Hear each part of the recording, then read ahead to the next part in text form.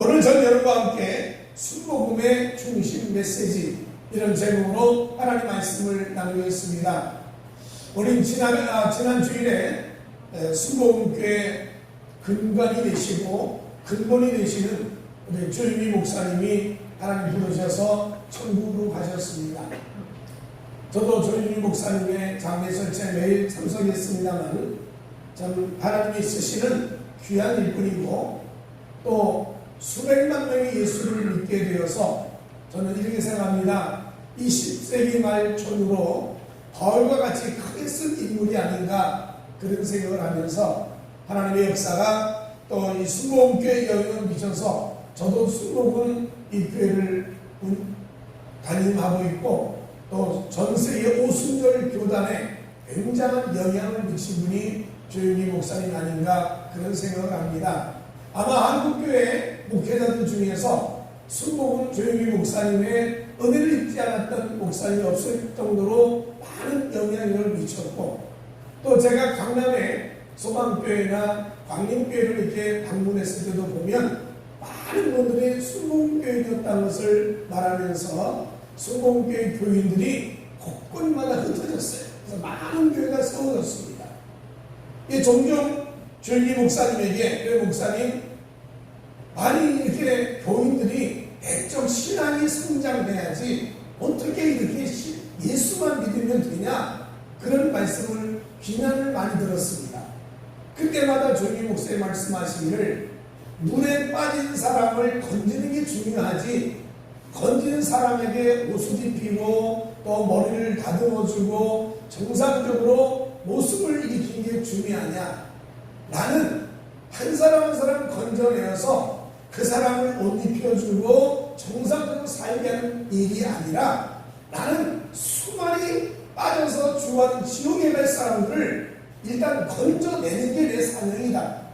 그래서 옷을 입고 정장 사는 것은 자기 몫이지 교회가 일은 아니었다. 나는 그렇게 생각한다. 그러면서 일단은 단순하면서도 평범한 복음을 전하며 많은 사람을 구원하는 것이 목적이라고 말씀하며 설교를 하시고 또 하나님을 위해 승리하는 일을 했습니다. 저는 1964년 제가 초등학교 그때는 국민학교죠. 국민학교 다닐 때 순복음교회를 나가기 시작했습니다. 물론 저희 할머님이 선교사가 이름을 지어질 정도였으니까 대대로 예수를 믿는 집안이었어요. 그러나 저희가 서울에 올라와서 순복음교회를 다닌 64년, 65년도부터 시작을 해가지고 제가 80년에 전도사가 되었고 그래서 여도 순복음교회에서 교부장도 했고 또 연구소 소장도 했고 또 지성전 담임도 했고 해외 선교사로 잠깐 나가서 6, 7개월 있었고 그리고 신흥 선교도 맡아봤고 교회학교도 해봤고 각 분야를 다 해보면서 거기에서 사역을 했습니다. 그래서 그 사역하고 개척을 나왔는데 제가 여덟 순복음교회 다니면서 늘 부러운 것 중 하나가 교회 부흥 아닙니까? 교회가 크게 부흥한다는 건요 쉬운 일은 아니지 않습니까? 근데 제가 순복음교회 다니면서 조윤희 목사님을 통해서 교회가 크게 부흥하는데 아주 크게 귀한 사람을 두 사람을 기억합니다. 물론 다 교인들이 기도해주고 헌금하고 정말 수고함으로 교회가 성장했지만 한 사람은 최자실 목사님입니다. 우리 아는 장모님이죠.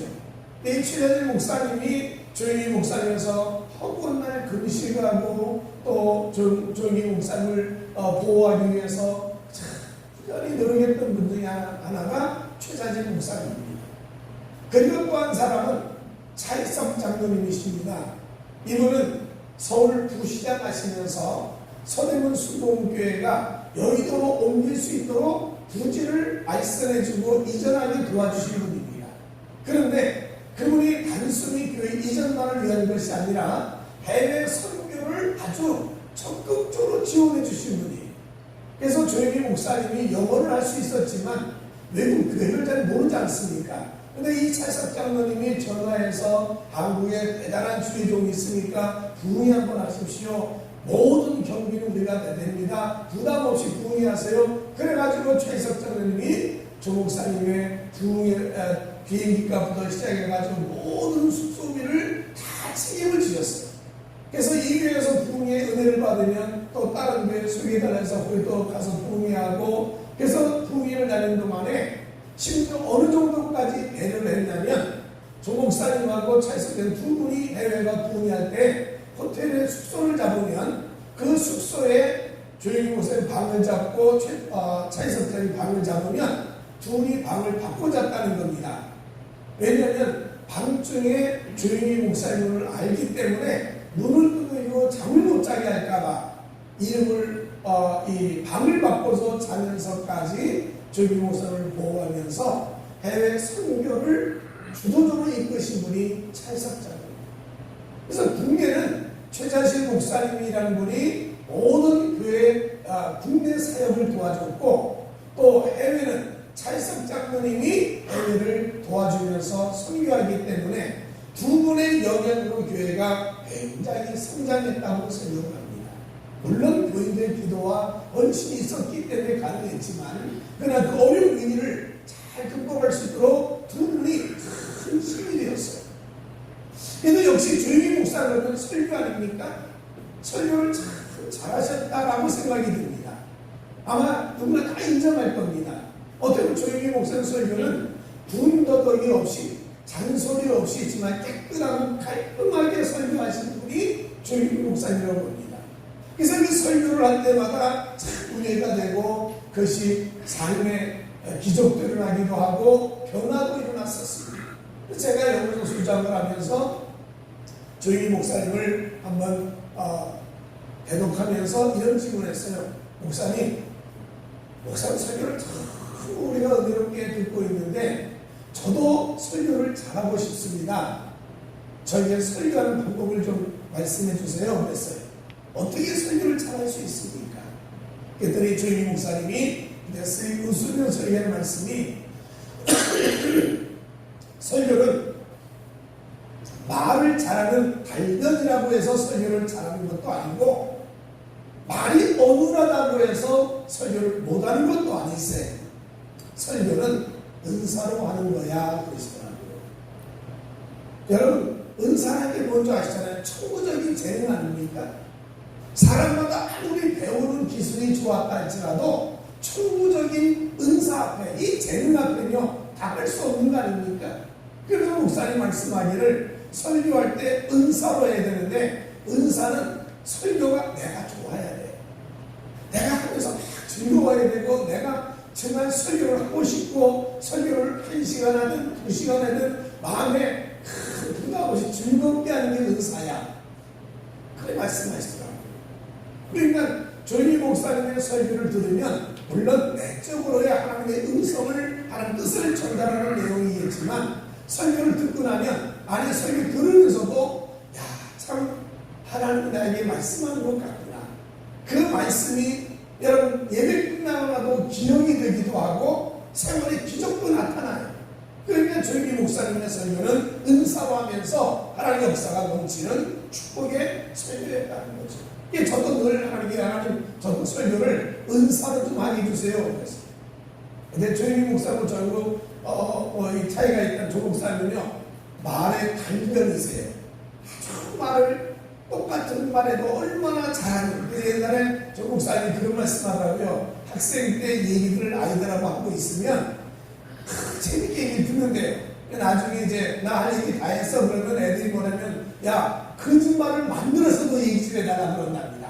얼마나 말을 재미있게 달변으로 잘하는지 아주 특별한 은사가 있는 분이 조용히 목사님이었어요. 저도 그런 은사를 가지고 설교하고 싶은데 쉽지 않습니다. 하여간 여러분, 조용히 목사님이 지난주에 수천하는 걸 보면서 저도 조용히 목사님 추모하는 심정을 가지고 조 목사님이 그동안 했던 설교를 한번 제가 정리를, 아마 여러분이 다 아시고 계시는 순복음의 메시지의 중심적인 사상이 세 가지가 있어요.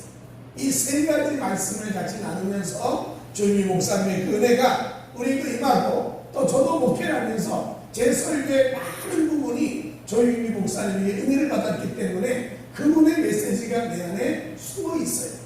그분이 하신 말씀이 그대로 표현되기도 하고요. 그래서 이 주님이 오늘 가졌던 이 순복음에, 아니 우리뿐 아니라 순복음교회 대부분의 교회가 가지는 중심적인 메시지가 무엇인가를 같이 은혜 나누고자 합니다. 첫 번째로 순복음의 메시지 중에 가장 중요한 첫 번째가 삼박자 축복입니다. 여러분 많이 들으셨을 거예요. 삼박자 축복. 이 삼박자 축복은 우리가 좀 전에 읽은 요한삼서 이전의 말씀처럼 영혼이 잘 되고 범사가 잘 되고 강건해지기를 원한다는 이 말씀을 근거로 해서 세 가지의 축복을 받아야 된다는 거예요. 그래서 조영희 목사 말씀하기를 인간에게는 세 가지 저주가 임했다는 거예요. 아담 이후부터 죄를 지은 인간에게는 세 가지 저주가 임했는데 하나가 영혼의 저주를 받았다는 거예요. 영혼이 죽었다는 거예요. 하나님 말씀하기를 선악을 알게 된 열매를 먹으면 너는 정령 죽으리라고 했어요. 그런데 아담하고가 그 열매를 먹었잖아요. 근데 우리가 아는 것처럼 아담하고는 죽지 않았어요.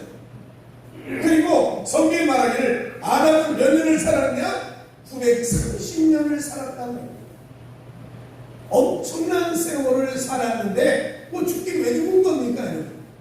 근데 이 죽었다는 말은 무슨 말이냐면 하나님이 인간을 창조할 때 하나님의 생기를 불어넣으셨어요. 우리 안에 한 영이 있다는 거예요. 그런데 죄를 지음으로 인하여서 이 영이 말라 비틀어졌어요. 완전히 능력을 상실했어요. 기능을 다 잃어버렸어요. 하나님과 대화를 하고 하는 뜻은 알고 하나님과 교제를 해야 되는데 이 죄로 인하여 영혼이 죽고 영혼이 아무 기능을 발하지 못하는 거예요. 그래서 인간은요, 죄를 지은 인간은 영혼이 죽었기 때문에 그저 동물처럼 먹고 마시고 잠자고 자손을 번성하고 그게 전부였었습니다. 그래서 인간에게는요, 신을 두려워할 줄도 모르고 하나님을 찾지도 아니하고 하나님을 영원롭게 하는 어리석은 인간의 모습으로 전락했다는 거예요. 그런데 예수님이 오심으로 인해 가지고 이제 예수를 믿는 자에게 하나님의 영, 생명을 주셨다는 거죠. 그래서 성경은 하기를 예수를 믿는 자는 영생을 얻었다고 했어요. 이 영생 있는 말은 영원히 산다는 말보다도 더 중요한 게 뭐냐면 하나님의 생명을 가지고 산다는 거예요. 죄로 잃어버린 영혼 속에 하나님의 생명을 가져서 이제 하나님의 생명이 내 안에 임함으로요, 하나님과 교제하고 하나님과 대화하고 하나님과 기도하고 하나님과의 관계가 회복이 됐다는 얘기예요. 오늘 예수를 통하여서 영혼이 회복되는 은혜, 영혼이 사는 역사, 영혼이 잘 되는 복을 여러분 우리가 받았다는 얘기입니다. 그 다음에 또 한 가지, 두 번째는 인간이 환경에서, 삶에서 저주와 가난과 가시와 엉겅퀴로 가득 찼다는 거예요. 땀을 흘려야 되고 수고를 해야 되고 애를 썼으나 남는 게 아무것도 없는 삶이 결국 인간의 저주의 삶이라는 거예요. 이 저주 때문에 인간은 아무리 노력해도 이 환난에서 벗어날 수 없었다는 거죠. 그런데 예수님이 오셔서 갈라디아 3장 13절 말씀처럼 저주를 받은 바 되사 나의 저주를 대신 짊어지고 십자가에 죽으셨다는 거예요. 그러므로 오늘 우리의 삶에 가시와 엉겅퀴를 다 제거하고 이 저주를 청산하고 하나님 안에서 범사의 형통한 복을 내리고 주셨다는 겁니다. 오늘 여러분의 삶에도 저주와 가난과 환난이 벗어지고 이 가시와 엉겅퀴로 삶을 가름하는 것이 다 제거되고 복 있는 삶을 살아가시기를 주님으로 축원합니다. 또 하나의 세 번째는 뭐냐? 육신의 질병의 고통이에요. 질병으로 인해서 인간은 다 죽어간다는 거예요. 여러분 우리가 전에도 본 것처럼 5살 이하의 어린아이들이 다 질병으로 죽었지 않습니까? 그러다 보니까 인간의 평균 수명이 전쟁이나 어릴 때 죽음이나 또는 기근이나 이런 걸로 인해서 인간의 수명이 너무 짧아졌어요. 그래서 평균 50년을 살기가 어렵다는 시대가 됐어요. 근데 요즘에는 과학이 발달되고 완전히 좋아졌기 때문에 뭐 70도 살고 80도 삽니다만은 그러나 이 질병, 인간 인간으로 해결할 수 없는 이 질병의 문제를 예수님이 오셔서 우리의 연약함을 다 짊어지고 우리의 질병을 깨끗하게 치료하는 은혜를 주셨다는 거예요. 그러므로 예수를 믿으면 오늘 우리가 채찍에 맞음으로 인하여 나음을 입은 하나님의 은총이 저나 여러분 임하여 질병에서 치료될 수 있다는 거예요. 예수를 믿음으로 암도 치료가 됐습니다. 저도 명망령으로 고생하고 있을 때 하나님이 기도함으로 인하여 치료받고 건강을 회복할 수 있었고, 많은 사람들이 질병이 어려움이 있을 때 기도함으로 하나님의 역사하심으로 치료받았던 사건들을 많이 경험을 보면서 예수님의 사역의 3분의 2가 병을 고치는 일이었던 것처럼 오늘 예수 믿으면 질병이 치료되고 건강의 복을 받을 수가 있다는 겁니다. 오늘 여러분 모두가 다 이 세 가지 저주에서 극복하고 하나님의 복을 받는 내가 임하시기를 주 이름으로 축원합니다. 초창기에 60년대에 이 삼박자 축복을 얘기했어요. 그 사람들이 와서 이어폰들을 얘기하면서 아니 왜 삼박자냐 삼박자, 이게 무슨 기독교 복음이 무슨 뽕짝과 같은 거냐, 무슨 삼박자냐 그랬어요. 그래서 기도받을 때 주님 목사 말씀하기를 나는 삼박자라는 것을 왜 쓰게 됐냐면 우리 교회에 오는 사람이 다 가난하고 병들고 사회에서 정말 힘들게 살아가는 성인들이기 때문에 이들에게 학식도 부족하고 여러 가지 부족함이 있지 모르지만 복음을 쉽게 전하기 위해서 그들이 사용했던 언어였던 삼박자라는 용어를 썼다.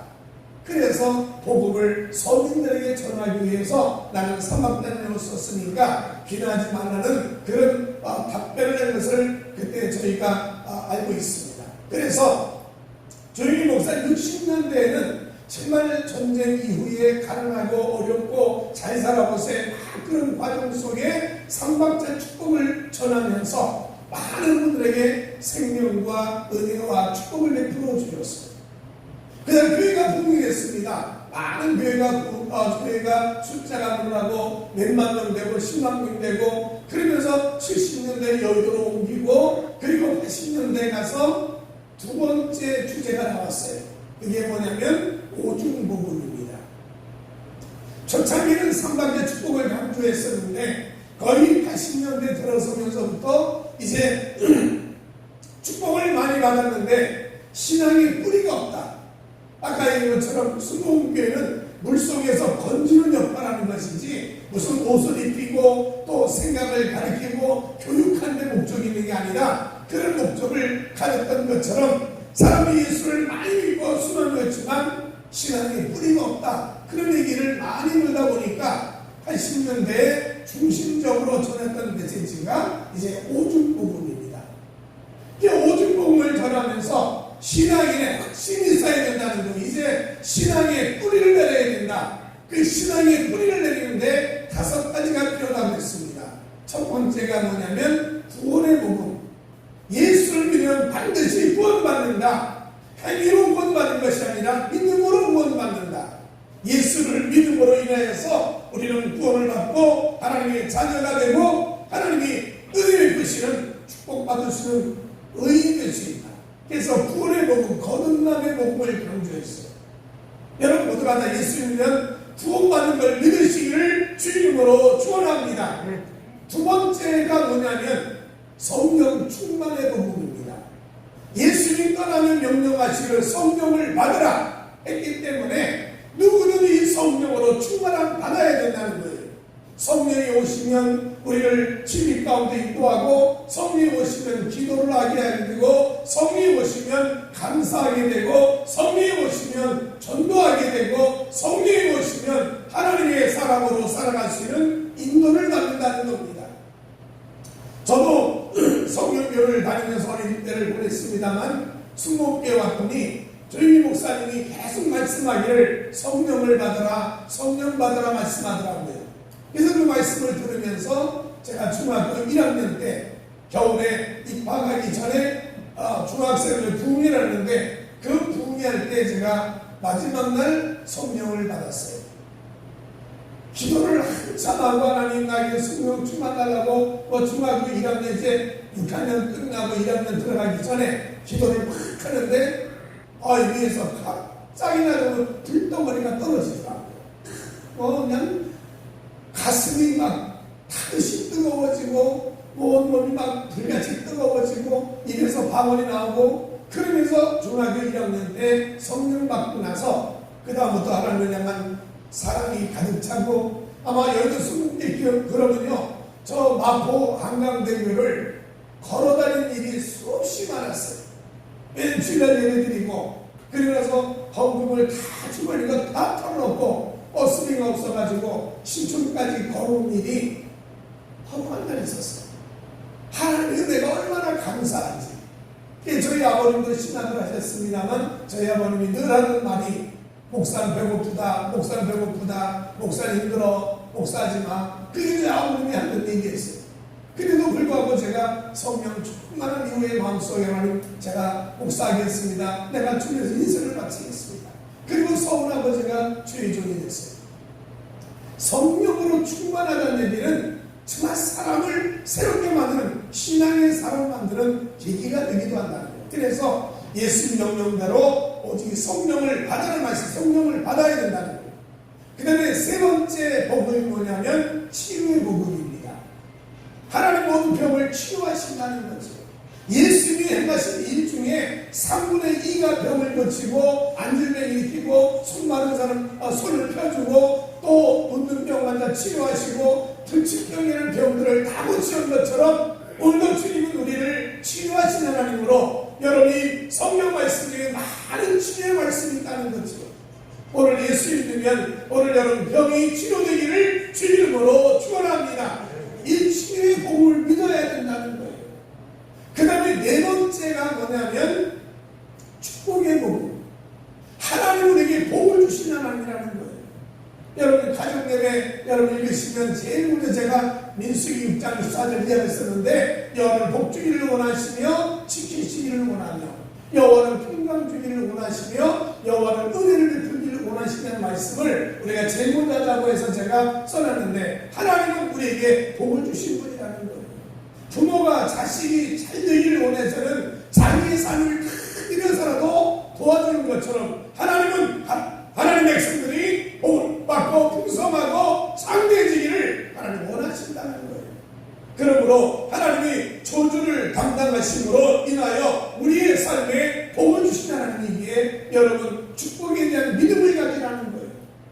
여러분 많은 데가 갑니다. 샤머니즘처럼 복만 기복을 구하느냐? 그래요. 여러분 안 믿는 사람이 말하는 샤머니즘이라는 거, 무당한테 간다든지 어디 가서 달을 보고 해를 보고 빌면서 복을 달라고 하는 것은요, 윤리가 없는 축복이에요. 윤리가 없다는, 하나님의 말씀이 없고 가르침이 없는 복을 받는 것은 샤머니즘이에요. 그러나 우리가 말하는 축복이라는 것은요, 하나님 뜻대로 살면서 받는 축복이에요. 윤리가 있는 복을 말하는 것이 기독교의 복음이라는 거죠. 그래서 우리가 뜻대로 살면서 하나님 원하신 열매를 맺어가면서 복을 받아야 된다. 그래서 축복의 복음을 강조하셨습니다. 그 다음에 다섯 번째가 뭐냐면 주님은 재림하신다는 거예요. 다시금 재림하셔서 우리를 하나님의 천국으로, 죄의 백성으로 인도하신다는 거죠. 두 사람이 밭을 가다가 한 사람은 데려가고 당하고 한 사람은 남았다.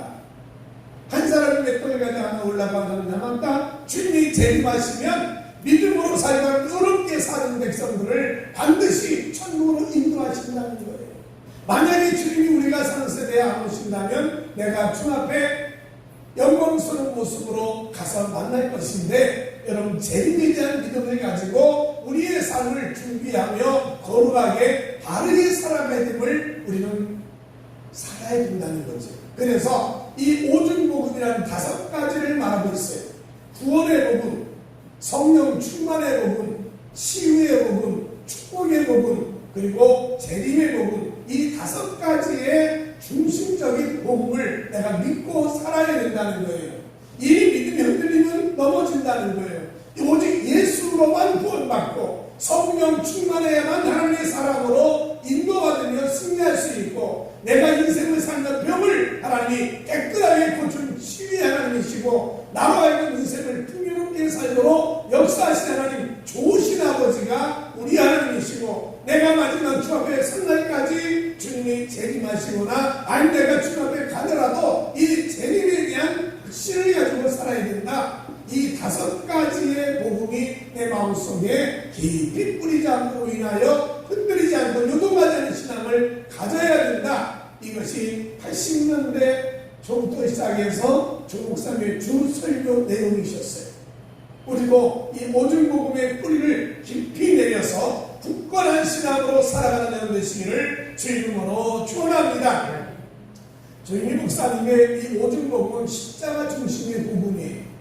십자가 중심으로 인하여 이런 5가지들의 복음이 많아요. 그래서 조 목사님이 1983년도에 금요일날 기도하다가 십자가의 고난당하신 주님을 환상으로 보았어요. 머리에 가시머리만 쓰고 그리고 온몸에 피를 뚝뚝 흘리는 모습을 보고 그날 통곡하고 울면서 가사를 지은 찬송이 있어요. 그래서 우리 조 목사님이 30여 편의 찬송가를 사모님하고 만들었다는데 그 중에 두 곡이 이 찬송가에 수록이 되어 있습니다. 308장하고 614장 두 개가 있는데 오늘 308장 우리 같이 찬양하십시다. 614장은 얼마나 아프셨나 그러면서 주의 고난을 되새기는 그런 찬송이었고 그 가사를 썼고요. 308장은 고난당한 십자가의 주님을 생각하면서 회개하며 썼던 가사예요. 그래서 308장은 회개 심정으로 쓰여진 가사고 614장은 그 고난당한 주님 때문에 얼마나 아프셨는가는 애절한 아픔을 느꼈던 가사가 그에 담겨 있답니다. 자, 우선 308장 그냥 찬양하십시다.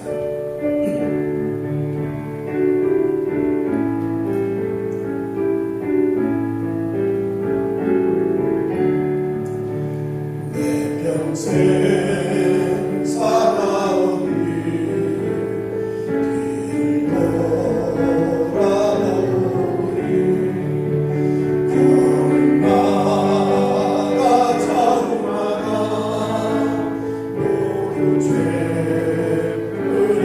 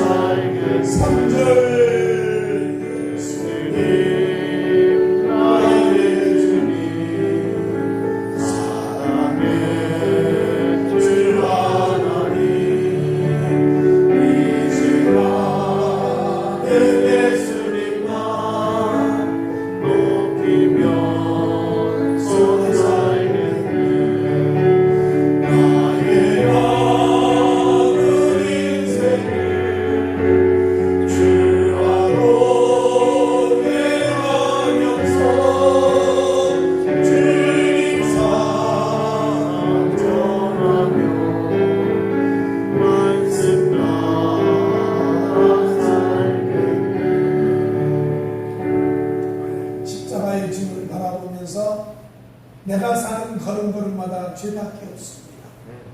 정말 회개하는 심령을 가지면서 앞으로 주님만 높이고 주님과 동행하며 주님을 찬양하며 주님만 전하겠습니다. 어떤 각오가 담긴 찬송의 가사를 만들었습니다. 여러분의 삶이 어떤 어려움이 있어도 예수만 바라보며 살아가기를 주님으로 축원합니다. 그리고 세 번째 순복음의 메시지는 4차원의 영성입니다. 이 4차원의 영성은 거의 90년대 중반에 나오는 그동안 설교한 것에 대한 정리를 내는 것이 4차원의 영성입니다. 그러니까 여러분 아는 것처럼 초창기에는 상박의 축복을 강조했고요. 이제 80년대에 들어서는 교회가 부흥하면서 신앙의 뿌리를 내려내서 오중복음을 강조했어요. 그러다가 이제 90년대 중반쯤 와서는 이제 내가 설교한 것에 마무리를 하는 다음에 또 삶을 바꾸고 우리 흔하게 말한 운명을 바꾸고 팔자를 바꾸기 위해서 4차원의 역사가 일어나야 된다는 거예요. 여러분 이 4차원의 말은 아인슈타인이 만들었는데 1차원, 기하에서는 1차원은 선입니다. 근데 2차원이 뭐냐면 평면입니다.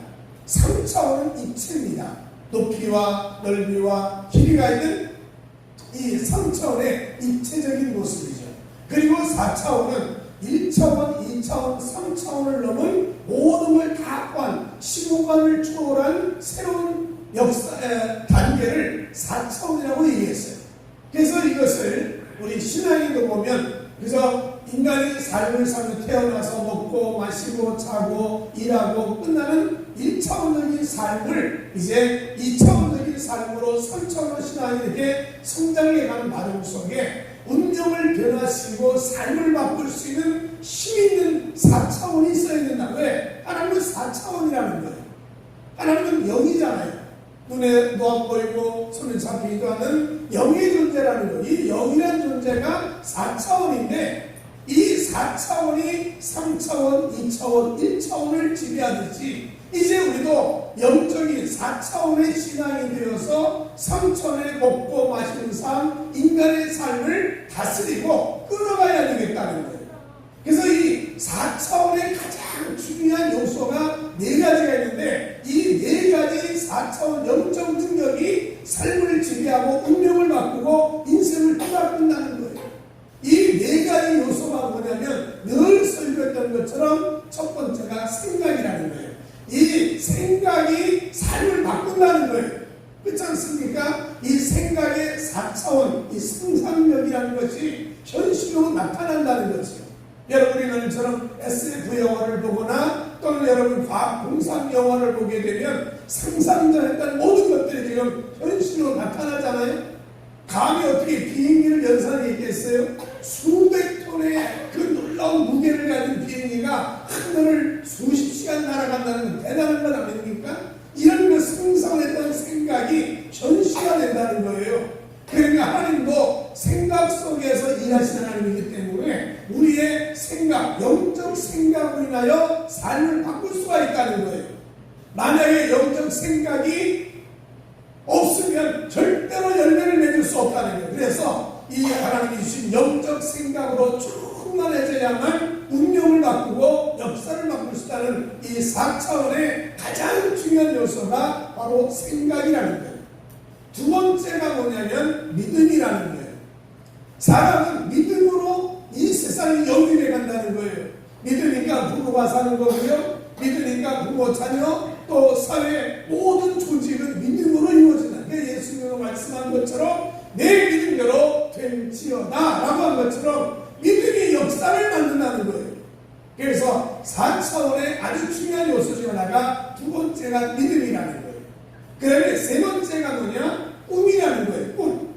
사람은 꿈으로 삶을 인도해내는. 그래서 성경 말씀 잠언서에 있는 말씀이 킹제임스 버전에 성경이 뭐라냐? 꿈이 없는 백성은 망한다고 하는 것처럼 사람의 마음속에 꿈이 없고 소망이 없으면 기대가 없으면 인간은 망한다는 거예요.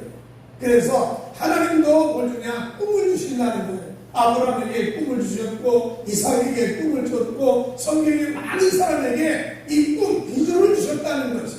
그래서 이 4차원을 움직이는 또 하나의 힘이 뭐냐면 비전, 꿈이라는 거예요. 올여름 영적 꿈을 가지고 살아가기를 주 이름으로 축원합니다. 그냥 네 번째가 뭐냐면 언어라는 거예요. 말이 4차원의 힘이라는 거죠.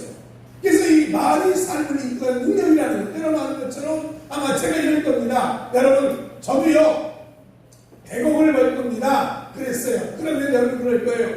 100억 이런 돈 벌어봐라야 할 수 있을 정도라는 거죠. 그런데 내가 100억을 번다는 말을 한 달을 하고 두 달 하고 1년을 하면 여러분 뭐라고 하세요? 진짜 될래나? 그런다는 거예요. 그러다가 계속 말합니다. 나는 100억 벌까 100을 벌까 그러고 3년 가고 4년 가고 사는다. 그래 쟤는 할 거야. 저 사람은 분명히 할 수 있어. 이렇게 된다는 거예요. 결국은 말이 인격이고 말이 운명이라는 거예요. 그래서 4차원을 움직이는 가장 중요한 요소 중에 하나가 말이다라고 얘기했어요. 그래서 4차원을 움직이는 영적 삶의 중요한 요소가 네 가지가 있는데 하나가 바로 생각, 두 번째가 믿음, 세 번째가 꿈, 네 번째가 말, 언어라는 거예요.